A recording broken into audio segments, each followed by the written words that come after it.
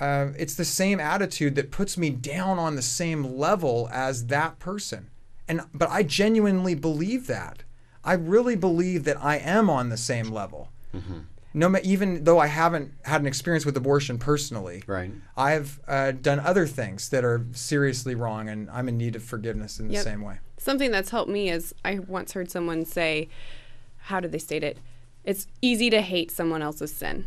It's easy to hate and see the wrong in the sins that someone else is committing, and you have a tendency to kind of convince yourself that the ones that you're committing really aren't as bad. But when you analyze it and you go through it... Because you had reasons for doing what you did. Exactly. But of course, nobody else would ever have any reasons for doing what they did, right? No, that's not the case. They're weird. They're sinful. And that's what's so helpful, I think, about giving the person an opportunity to tell her story, or his story, if it's a man. I think it's important to give them that opportunity. Now, we don't want to pry into their lives in that way. But Becca, you have I think you have a good way of giving that person that open door without making it awkward. Could you Are you share referring that? to when we're on campus and we're talking to students? Yeah, or even if sure. I guess it could be in daily life too. If I encounter someone on campus, we're very fortunate that a lot of times we have volunteers who come out to campus with us who have experienced abortion themselves. Yeah. And they've been there. They've been through those hard times. They've been through a lot of the healing process themselves, and they have a heart for those who have experienced the same thing. Right. I know that I can't understand that from when a woman has gone through that. So if I encounter even a guy, but mostly women who have had abortions, I will let them tell their story to me if they want to. I will let them tell as much or as little as they would like to share. And from there, I will invite them to, I'll share with them first that I know someone who has been through, what they have been through. Maybe not the exact same conditions, maybe not the exact same experience, but at least has had the past of an abortion.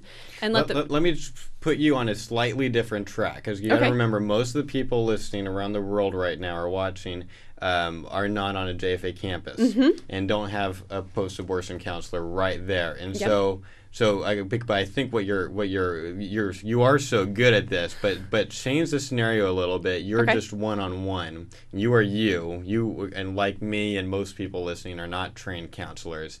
How do you react in that scenario where you can't just very quickly walk someone over to somebody else I would right now, before I even have that conversation with someone, look up the local crisis pregnancy centers in the area. Or if I talk to someone, let them know that there are pregnancy centers or resource centers that have healing programs. There's women there that they can talk to who have been through the same experience. I actually have several friends who have given me their phone numbers and said, if you ever meet someone, they can call me. Now, I don't know that someone would be as comfortable just calling, but I could offer to that woman, if she's opened up to me, I'll say, if you want me to go with you, I will go to that resource center. I will help you find the class, and or even if it's a Rachel Vineyard's retreat or something like that, be willing to go with them and take that step with them so they have that comfort in knowing, like, okay, Rebecca hasn't judged me. Rebecca hasn't rejected me. Right. She's going to introduce me to someone else who she's confident isn't going to do the same, but she's going to be there with me when I go through that. And they'd be more likely, if they say no, you have to graciously accept. But at the same time, it's just offering that open hand. Yeah. Well, and one way to find a pregnancy resource center that I always offer to people is optionline.org, optionline.org. Yeah. And that you can just type in a zip code and find a pregnancy resource center that way. And I've done it several times for people who've called me from across the country. And it's what I use to I think one thing that I would do in that situation is if I had the opportunity, if I had the time, I'd call the center myself, so that I wasn't just, passing the buck, kind of. Just giving the person information about this center that I found on the internet. I want to get acquainted with these people and make sure I know who it is that I'm encouraging this person to go and talk really to. good. So, which means that you're probably going to end up having, I mean, you're assuming that you're going to be able to have a second conversation with this person at least, because you're going to break off this conversation. You're going to call the center and get to know them. And then, so how do you? yeah, it depends on the situation. Yeah. Are there situations I would send them where to you optionline.org and to a center if that was the last I was going to talk to the person. Yeah. Okay. Well, I wanted to bring some post-abortive women to the table, so to speak. We don't have anyone that can be here today, but I found out from you this great blog post that Abigail Seidman had written. You can see her blog at abigailseidman.com. She was talking about what this is like as a post-abortive woman. I just want to read a short passage of this because I think this is really relevant to what we're talking about. Because it's one thing for us to say theoretically, well, this is what we think women want. I'd rather have a post-abortive woman say what she wants. So she said, I need the guilt. I need the shame. For years I wanted so desperately for someone to tell me that what I had done was wrong. And this is weird for me. Like, that doesn't seem like I don't like people to tell me, but this is where she's coming from. She says, I knew it in my heart. I just wanted that validation because it was the truth. And the truth, as we all know, is what sets one free. Over and over again, what I have seen from post-abortive women and men is that we need someone to be honest with us. Someone to say, yes, it was wrong, but also, yes, there is forgiveness.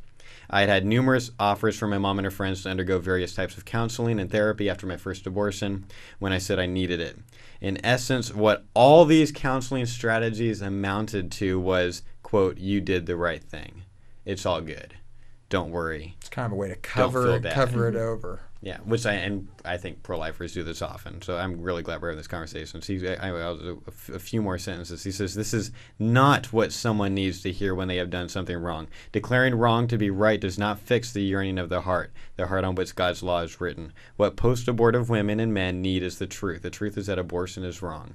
Yes, the truth can hurt, but it also sets people free. And I think it's in almost the same breath that I want to say, yes, we need to not remove the truth from this person. Right. But that doesn't mean that we need to slam him with it. Yeah, yes. to make things worse than they are. Some people criticize us for showing graphic pictures in public for this reason. They think that we are, in a sense, piling the guilt on women. But in truth, all we're trying to do is, I guess, bring the truth out into the light, so that all the campus community can start to grapple with that. Or even start to find healing. The same woman that I talked to who hadn't shared her abortion with anyone for 20 years, she also, through her story, told me she avoided pictures of children. She avoided being around children. She never wanted to see pictures, graphic pictures. And then she told me, she goes, but I don't understand. She goes, my class was canceled this morning, and I knew that you guys were here. And for some reason, after 20 years, I still decided to walk out those specific doors, and I went to go see those pictures.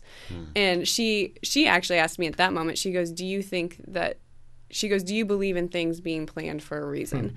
And she goes, do you think there's a reason that you were specifically standing there? Actually, and what did you say?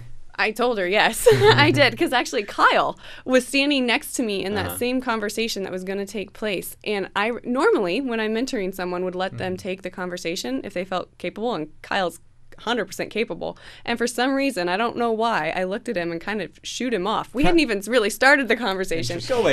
And he listened, and he took off. He probably doesn't even remember that. And it wasn't but 3 minutes after that she started sharing her story with me. So, but see, what was so important about that interaction to me was that you were there, Becca, to help that woman. You were really Christ's ambassador in the best way possible. You were representing Christ's forgiveness and his love to her in the midst of this very difficult truth. So absolutely. And one thing we've grappled with a lot at Justice for All, and you can see this at our website, jfaweb.org, one of our core principles we've listed on this page that we call the what page, where we talk about what is it that we are mentoring people to do. What is it? Well, we're trying to mentor them to be ambassadors who balance love and truth. And it can't be just one or the other. Right. And we don't want to say, okay, well, the truth, the pictures are the truth part and the people are the love part. No, It's actually people like Becca balance the love and the truth. And the pictures are actually loving to show. That's loving to the unborn child that you might save. Right. It's not just that the pictures are truth. That's the harsh truth. No, it's actually loving to the unborn. And so we have to, it's someone like Becca or myself or Josh, anyone that we're training to do this, that we're trying to help, we're trying to bring the love of Christ and the truth that Christ believes Right.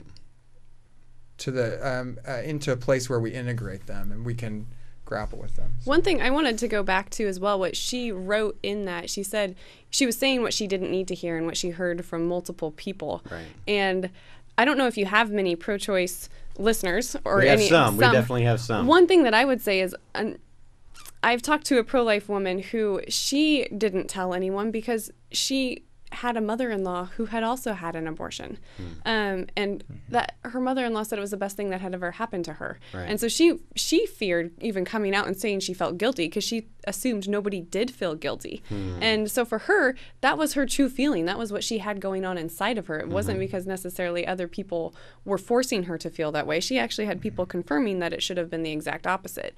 And so and that makes it more complex because she doesn't want to add guilt to her mother-in-law's experience. But I think that's the kind of that's the part of the guilt that we're talking about here that is actually needed. It's helpful for the person. She was worried about making her mother-in-law feel guilty. She never stated that, but she definitely could have been. She never stated that, but I think her guilt, she felt that her guilt wasn't legitimate. Or I think she felt like it was almost like I shouldn't feel guilty. Why do I feel guilty about this? Is there something wrong with me? My mother-in-law doesn't feel guilty. And so she was never able to start that healing process. So what I was going to say, if you have any pro-choice listeners, if they're telling people that, to really consider, like, is that what this woman needs right now? Is it possible that she actually needs something else? And is this actually going to cause her to feel worse? Instead of just assuming that we know what she needs. Oh, yes. Yeah, that's a great point. In 30 seconds, Steve, just summarize what we've figured out. What is the most important message that we're trying to get across here? We want to affirm the phrase, we don't want to make people feel guilty, but we want to unpack what we mean by that. What we mean by that is we don't want to add guilt unnecessarily to the guilt that the person already feels or that they need to feel. And the best way, in my view, to do that is to lower ourselves and to not act as if we are better than the other person. We need to, if we haven't introspected and thought about our real place of needing Christ's forgiveness, then I don't think we should be talking to anyone anyway. If you know of someone who is post-abortive or is struggling, or you should already know optionline.org, no matter where you are, that will be a place you can find pregnancy care centers. If you're in Fresno, I can tell you personally, the local pregnancy care center is awesome. And if you Google Fresno Pregnancy Care Center, I 100% endorse. They will let you take a woman in there and walk her in there, and they are one of the best pregnancy care centers I've ever been around in my life. And so we would fully endorse them. So go give them heaven. That's exciting. You've been watching Life Report, pro-life talk, real world answers. Life Report is produced by Right to Life of Central California. Visit their website at fresnoprolife.org.